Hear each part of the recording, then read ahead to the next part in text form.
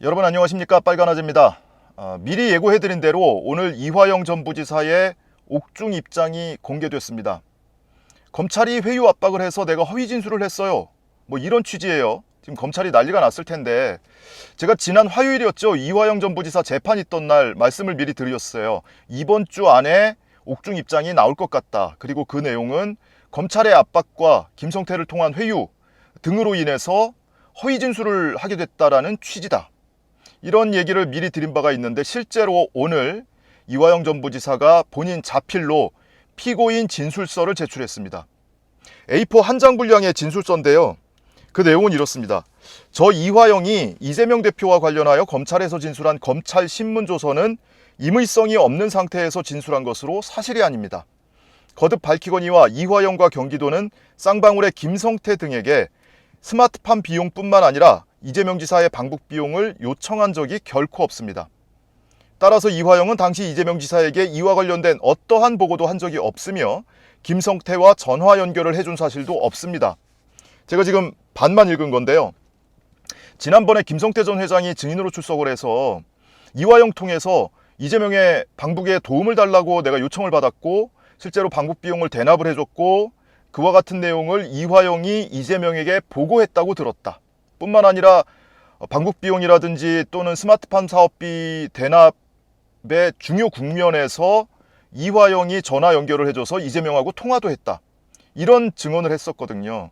근데 그 직후에 이화영 전 부지사가 짤막하게 변호인을 통해서 본인의 구두 입장을 밝혔는데, 그 입장이 김성태 전 회장의 법정 진술은 모두 사실이 아니다, 향후 법정에서 김성태 전 회장의 법정 진술을 깨기 위해서 법정 다툼을 펼치겠다, 이런 얘기를 한 적이 있어요. 자, 그 내용을 실제 본인이 자필로 적어서 재판부에 제출을 한 겁니다. 그러면 왜 이런 허위 진술을 했느냐? 이화영은 김성태의 체포 이후 같은 사안에 대해서 8개월 이상 검찰로부터 집요한 수사를 받았으며 이 과정에서 이재명 대표의 혐의를 인정하라는 집요한 압박을 받았습니다. 마치 이재명 피의자의 참고인 신분과 같은 수사를 받았습니다. 그러니까 본인 사건 수사를 받은 게 아니고 이재명을 잡기 위해서 본인의 진술을 강요받았다는 취지죠. 이화영은 검찰로부터 별건 수사를 통한 추가 구속 기소 등 지속적 압박을 받으면서 이재명 지사가 관련된 것처럼 일부 허위 진술을 하였습니다. 이는 양심에 어긋난 행위로서 진심으로 후회하고 있습니다. 이런 내용의 옥중 입장을 피고인 진술서를 통해서 밝힌 거예요. 별건 수사를 통해서 추가 구속 기소 등 지속적 압박을 받았다. 흔한 용어로 별건 뜬다고 합니다. 검찰이 누군가를 잡아놓기 위해서 그 주변 사람을 불러다 놓고 흔히 쓰는 수법이죠. 특히 특수부, 반부패 수사부에서 흔히 쓰는 수법이에요. 이런 식으로 압박을 하니까 이화영 전 부지사가 잠시 헷갈렸던 거예요. 잠시 오락가락했던 겁니다. 실제로 주변에서 많은 분들이 걱정을 했고 심지어는 유동규의 길을 가려고 하는 것 같다라는 평가까지 나온 적이 있었죠. 근데 정신 차린 겁니다. 이 정신 차리는데 결정적 역할을 한 것이요, 지난번에 이런 취지의 자세한 증거의견서를 냈던 법무법인 덕수 측, 그리고 그 이전에 법정에서 발언 기회를 얻어서 왜 하지도 않은 일을 했다고 하고 있지도 않은 일을 있다고 하느냐, 그런 식으로 할 것 같으면 우리 가족들 다 손 뗄 테니 당신 혼자 재판 받아라 라고 이화영 전 부지사에게 호통을 쳤던 이화영 전 부지사의 현 부인, 그 부인 백모 씨가 결정적인 역할을 한 거예요. 그 이후에 법무법인 덕수 측이 이런 취지의, 일맥상통하는 취지의 자세한 증거의견서를 내고 그 직후에 또 사임을 했고요. 그 이후에 이화영 전 부지사가 옥중 편지, 옥중 서신도 공개하고, 그리고 최근에도 변호인을 통해서 이와 같은 옥중 입장을 낼 것이라는 사실을 미리 예고를 하고 이랬던 거란 말이에요. 그러면 이제 어떻게 되는 것이냐? 이화영 전 부지사의 진술이 다시 이제 전면 부인하는 취지의 이제 진술이 제출되면 앞으로 어떻게 되는 것이냐? 지금 이화영 전 부지사의 입장이 결이 다른 한 가지는요, 이 진술서에 나와 있는 검찰 피의자 신문조서예요. 이 피의자 신문조서는 미리 작성된 것이 아니고, 수사 당시에 작성된 게 아니고 지난 6월에 작성된 겁니다. 한참 재판을 받는 와중에 검찰이 수시로 불러서 조사를 하고 있거든요. 그러면서 본인 진술에 따르면 이재명에 대해서 불어 얘기해. 조금 과장해서 얘기를 하자면, 풀어서 얘기를 하자면, 사실이 아니라도 좋으니까 얘기해. 그러면 널 좀 봐줄게. 이런 취지로 회유 압박을 했다는 거 아니에요. 그 내용이 법무법인 덕수 측이 사임 직전에 제출한 증거의견서에 자세히 나와 있습니다.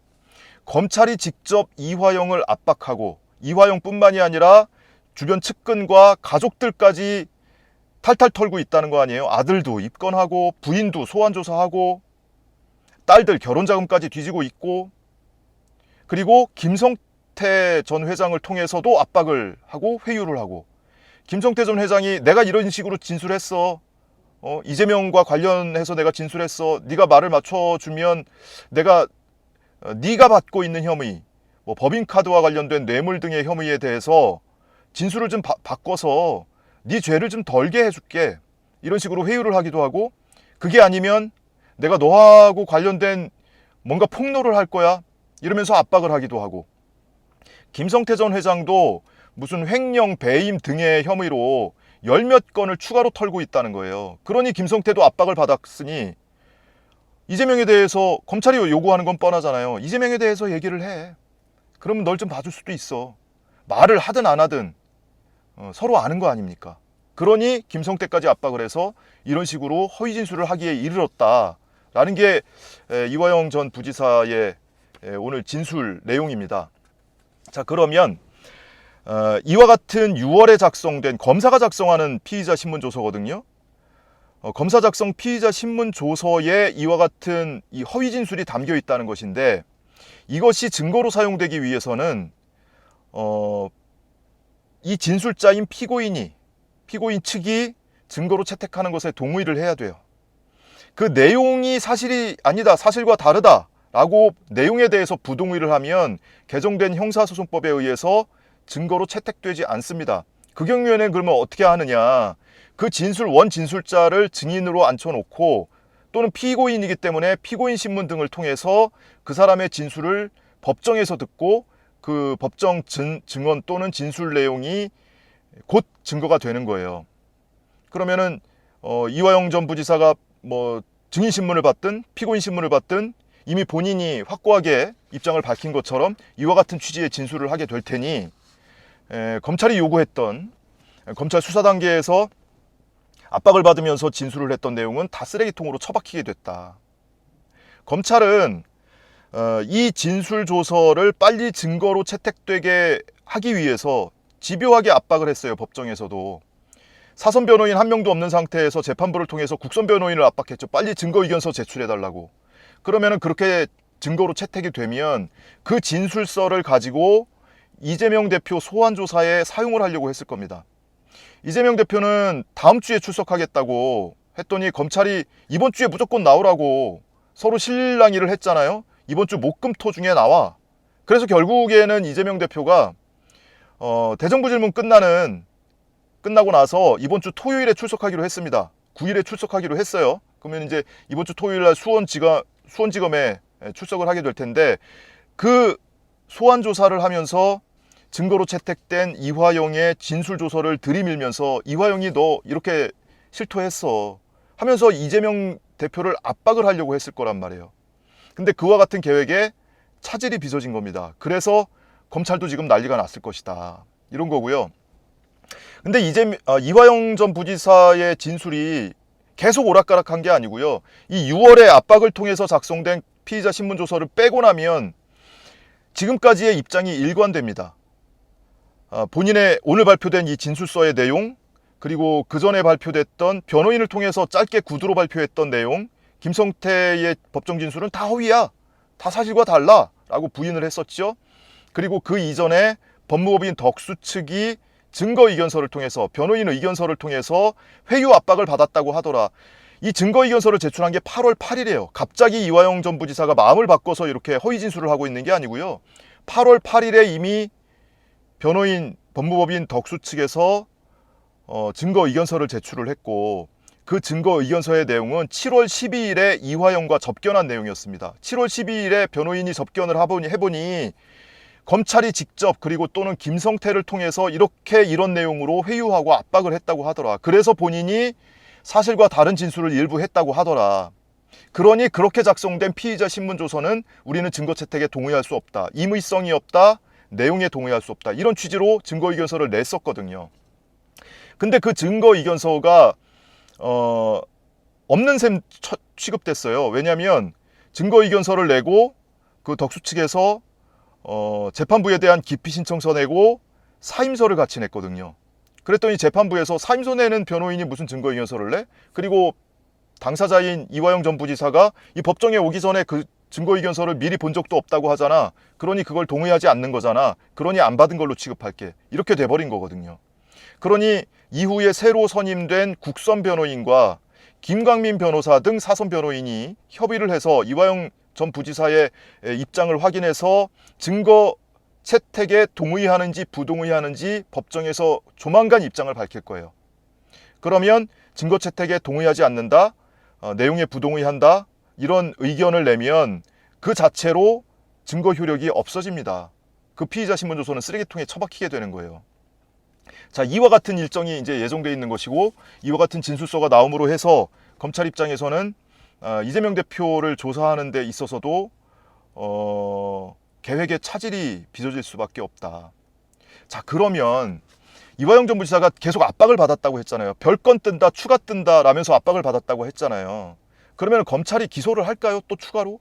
별건 기소를 할까요? 뭐 뇌물 혐의로 추가 기소할 것처럼 계속 압박을 했다는데, 만약에 추가 기소를 한다면 건불 10년 화무 11홍이라고 이 정권이 언제까지 갈지 장담할 수 있습니까?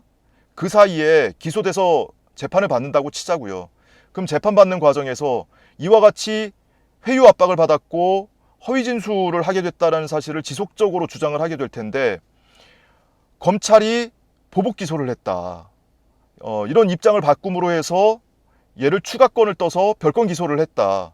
그러니 이건 보복 기소고 공소권 남용에 해당돼. 그러므로 공소 기각 판결을 할 수도 있는 거잖아요. 예전에 서울시 간첩 조작 사건, 유우성 씨 사건에서 우리나라 법조 사상 유례 없는 공소기각 판결이 나왔거든요. 공소권 남용, 보복 기소를 이유로. 유우성 씨가 무죄 판결, 1심에서 무죄 판결 받았더니, 간첩죄 무죄 판결 받았더니 과거 사건 끄집어내가지고 보복 기소를 했던 거 아닙니까? 그래서 그 사실 여부와 상관없이 이거는 보복 기소야, 공소권 남용이야. 그래서 공소기각 판결이 있었거든요. 이거는 전 세계를 통틀어서도 유례를 찾아보기가 어려운 일입니다. 그와 같은 의미 있는 판결이 나온 바가 있어요. 그러니 이화영 전 부지사를 보복 기소하면, 또 별건 기소를 하면 이와 같은 공소기각 판결이 나오지 말란 법 없죠. 그러면 그와 같은 보복 기소를 강행했던 검사들 나중에라도 책임을 져야 하죠. 이런 일을 막기 위해서 이번에 법무부에서 검사 인사하면서 수원지검장을 교체를 했죠. 윤석열 최측근을 갖다가 신봉수 검사장을 갖다가 수원지검장에 앉혀놨어요. 이 신봉수 지검장이 누구냐면, 윤석열이 중앙지검장 할 때 문재인 정권 출범하면서 윤석열을 중앙지검장에 앉혔잖아요. 중앙지검장 되자마자 신봉수를 중앙지검 특수일부장에 앉히고요. 그 이후에 중앙지검 2차장 검사에 앉혔어요. 그러다가 이번에 윤석열이 대통령이 된 직후에 아주 요직 중에 하나인 대검 반부패 강력부장에 앉혔다가 이번에 수원지검장으로 전진 배치를 한 겁니다. 일선 수사 라인으로. 그러니 이 신봉수 지검장이 수원지검에 오면서 받은 미션은 얘기하지 않아도 삼척동자도 다 아는 거잖아요. 이화영 쟤 잘 단속해. 그래서 이재명 꼬린시켜. 이게 받은 미션 아니겠습니까? 이런 일정에도 이제 차질이 빚어졌는데, 그러므로 앞으로 검찰이 이화영에 대해서 추가 별건 기소를 하는지는 이제 관전 포인트로 남게 됐다라는 겁니다. 다시 한번 말씀드리지만 이화영 전 부지사의 입장이 결과적으로는 두 차례 바뀌었지만, 그 사이에 있었던 6월에 검찰 피의자 신문조서를 빼고 나면 굉장히 일관된 입장이고, 뭐 김성태한테 방북 비용을 대납해달라고 요청한 적도 없고, 그와 같은 사실을 이재명에게 보고한 적도 없고, 김성태가 주장하는 것처럼 이재명을 통화를 연결시켜준 적도 없다라는 거고요. 이와 같은 입장이 이제 확고하게 진술서로, 서면 진술서로 이제 제출이 되면 향후 법정에서도 피의자 신문조서는 증거 채택이 되지 않을 것이다 라는 겁니다. 그리고 이 과정에 혁혁한 역할을 한 것이 이화영 전 부지사의 배우자 부인 백모 씨가 사실은 내 남편이 갇혀 있어, 잘못하면 검찰에 협조 안 하면 추가 기소될 수도 있고 구속기간이 연장될 수도 있어, 그런데 가족들이 당신은 왜 그래, 왜 없던 일을 허위 진술을 하고 그래, 이렇게 이야기 쉽지 않거든요. 그런데 정신 차려 라고 함으로 해서 이화영 전 부지사가 정신 똑바로 차리고 사실을 바로잡는 진술을 하기에 이르렀기 때문에 그 부인의 역할이 매우 혁혁했다라는 말씀을 드리면서 오늘 이 소식 여기서 마치겠습니다. 시청해주신 여러분 고맙습니다.